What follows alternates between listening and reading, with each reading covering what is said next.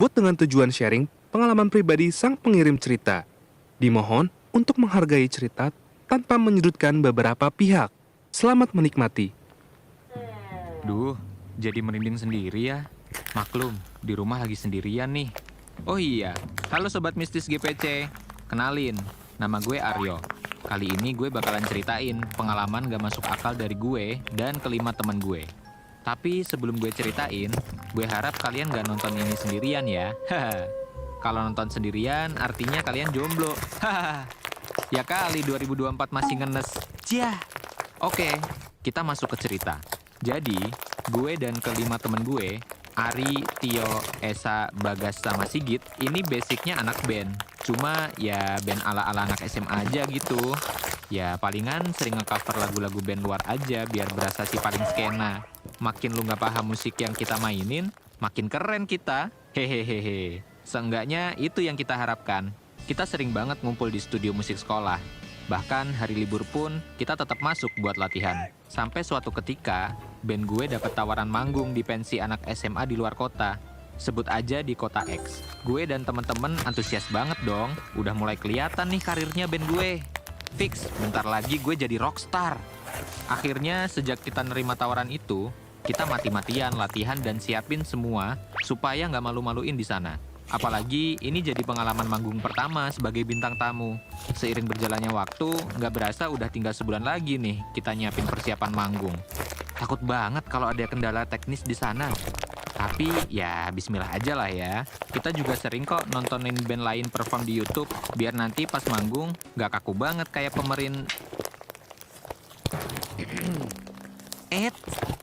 nggak. Bercanda kok. Peace bro. Nah, pas kita lagi asik nontonin band lain perform, tiba-tiba Sigit nyeletuk. Guys, daripada kita nonton dari YouTube, nggak terlalu berasa feel-nya. Mending kita ikut nonton konser band lokal aja gimana? Kebetulan Sabtu besok temen gue ada yang jadi panitia di sana. Jadi bisa lah ya, ntar kita masuk duluan buat lihat-lihat sekalian belajar teknisnya. Gimana? Mendengar ide itu, gue sama teman-teman yang lain langsung sepakat setuju buat datang ke konser itu di hari Minggu. Kita semuanya udah siap nih buat berangkat ke kota X. Kita sengaja berangkat malam karena kita pengen ke venue konser pagi-pagi bareng temennya Sigit yang jadi panitia. Kita kumpul jam 9 malam di rumah Bagas sambil nunggu Esa. Soalnya si Esa malam ini mendadak ikut acara tahlilan saudaranya. Jadi ya kita mesti nungguin dulu sambil ngemil-ngemil di rumah Bagas. Menuhin amunisi dulu lah sebelum perjalanan jauh. Kan mayan ya kalau perut udah keisi biar nggak meleot pas di perjalanan. Gak kerasa waktu udah jam 10 malam. Esa belum kelihatan nih biji ketapangnya. Kita semua agak mulai panik. Kira-kira masih dapat nggak ya kereta malam ke kota X? Mana udah jam 10 lagi. Setelah dihubungin beberapa kali, akhirnya si Esa nelpon dan bilang, gue bentar lagi selesai nih. Kata saudara gue kereta terakhir ke kota X jam 11.50. Nanti kita ketemu di stasiun Z aja ya, takut ketinggalan kereta. Ya udah deh, kalau Esa bilang gitu, akhirnya kita naik bajai aja ke stasiun. Agak deg-degan nih karena perjalanannya lumayan macet. Jam 10.30 malam, akhirnya kita sampai di stasiun Z. Kita beli tiket terus nunggu Esa di dalam. Awalnya stasiunnya masih ada beberapa orang. Sampai akhirnya lama-lama sepi banget. Kita semua panik takut kehabisan kereta. Mana si Esa nggak bisa dihubungin lagi. Gak lama, kereta terakhir arah kota X datang juga. Pas kereta berhenti, pas banget juga nih si Esa datang. Gue cuma bisa ngebatin, nih kutu kupret telat semenit lagi mah udah wassalam kita ketinggalan kereta. Akhirnya kita semua naik kereta. Karena perjalanannya jauh dan kondisinya udah malam, akhirnya selama perjalanan kita semua tidur di kereta. Soalnya lumayan capek dan ngantuk banget. Karena ngerasa udah tidur lama, gue kebangun nih, terus ngeliat ke jendela. Di luar udah mulai gelap banget, dan gue beranggapan kalau kita udah mau sampai. Akhirnya, gue bangunin teman-teman gue yang lain. Setelah mereka bangun, gue ngeliat si Esa dari tadi duduk dengan wajah pucet banget. Buset, saking pucetnya tuh udah kayak tahu belum dimasak. Pucet bet pucet. Anehnya lagi, gelagat dia kayak orang ketakutan. Ya udah, gue coba tegur dia. Sa, lu kenapa?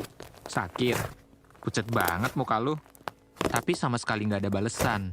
Dia cuma ngangguk aja. Tapi ya udah, nggak begitu gue gubris. Ya mungkin emang kecapean aja. Kan dia datang juga mepet-mepet. Fix paling kecapean. Gak lama kereta kita sampai di stasiun kota X sekitar jam 1:25 dini hari.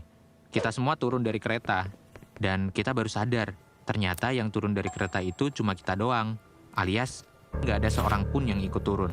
Di tengah kebingungan, tiba-tiba kereta itu kembali berangkat. Pas kita lihat ke sekeliling stasiun, ternyata nggak ada seorang pun yang ada di sana selain kita. Pas kita lihat ke area sekitar, kayak ada yang aneh. Ternyata kita turun di stasiun kota X, tapi dengan kondisi bangunan tua.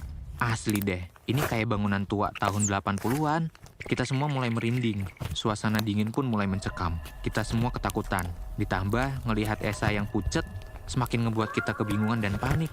Ini gue mimpi atau apa ya? Ngerasa aneh deh pokoknya. Kita semua berunding, dan semua paham betul kalau stasiun ini bukan tujuan kita yang sebenarnya. Kita terjebak di dunia yang berbeda. Ya, kalau kata anak wibu bau bawang mah, isekai kali ya nyebutnya. Anehnya tuh, semua HP juga mendadak nggak ada sinyal, dan nggak bisa digunain sama sekali. Akhirnya, kita coba cari cara untuk keluar dari stasiun ini. Kita berenam berpencar menjadi 3-3. Gue, Sigit, sama Esa ke arah kanan, terus Ari, Bagas, dan Tio ke arah kiri. Dan kita akan ketemu di titik ini lagi. Gue, Sigit, sama Esa keliling nih, tapi kita nggak menemukan seorang pun. Kita juga nggak lihat adanya pintu keluar. Ada beberapa ruangan, tapi semua itu udah digembok pakai rantai. Tembok-temboknya juga penuh tanaman rambat. Ya, pokoknya stasiun itu udah kayak stasiun tua yang terbengkalai deh. Serem banget. Beberapa menit berkeliling, kita ngelewatin toilet. Pas banget, gue sama Sigit kebelet buang air. Akhirnya, kita berdua buang air di sana. Nah, si Esa nunggu kita di luar. Padahal gue suruh join bertigaan aja biar kagak ada yang di luar. Dianya nggak mau. Ya wes lah. Selesai gue sama Sigit buang air, tiba-tiba Esa nggak ada di tempat semula. Gazwat, nih anak kemana anjir? Gue sama Sigit mulai panik. Gue teriak manggil-manggil Esa, tapi tetap nggak ada sahutan. Esa beneran menghilang. Awas aja kalau dia sengaja ngumpet. Bakal gue jitak tuh palanya. Gue sama Sigit panik dan langsung kembali ke titik kumpul. Gak lama, Ari, Tio, sama Bagas datang dan kita ceritain kronologi Esa hilang. Semua semakin panik, kebingungan, dan gak tahu harus berbuat apa. Di tengah kekalutan, tiba-tiba udara dingin menyapa. Suasana semakin terasa mencekam. Dari arah seberang rel, tiba-tiba ada seekor kucing hitam yang memantau kita sejak tadi. Kita semua semakin ketakutan dan terus berdoa. Kucingnya diem, gak berisik, apalagi sekedar ngeong.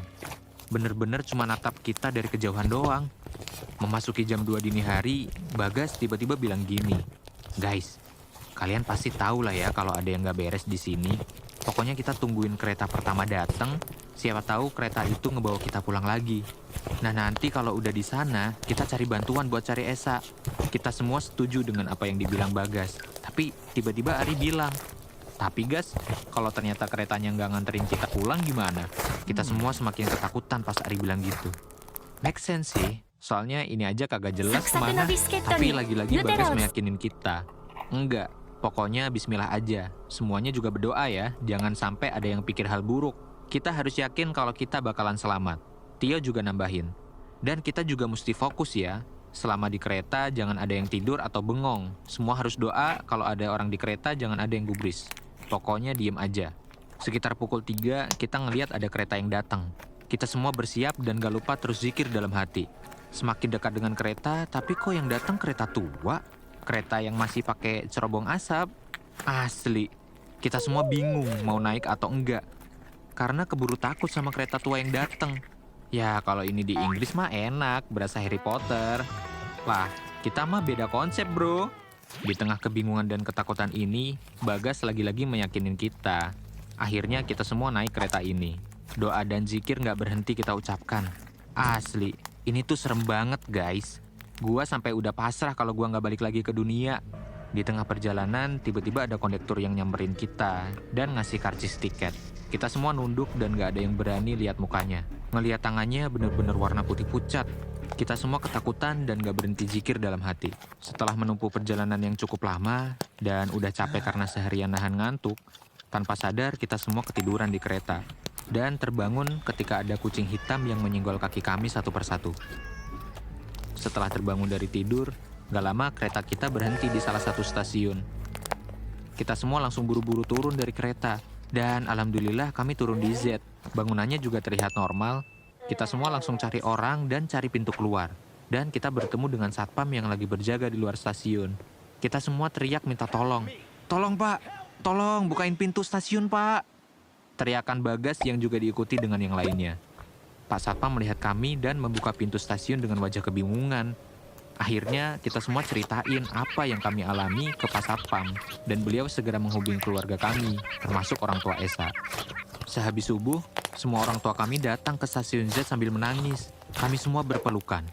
Tapi di tengah keharuan ini, tiba-tiba kami melihat Esa di antara kami. Dan dia bilang, kalian kemana aja loh? Katanya nunggu kereta terakhir, tapi kalian gua tungguin di sini sampai kereta terakhir kok nggak ada. Gua sampai ke kota X sendirian. Gua cari di stasiun juga nggak ada.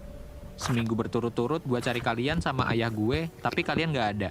Kalian kemana aja? Terus bapak gua juga bilang gini, iya loh, kalian sudah seminggu nggak ada kabar ya Allah. Tiap hari semuanya nangis sambil nyari kabar kalian.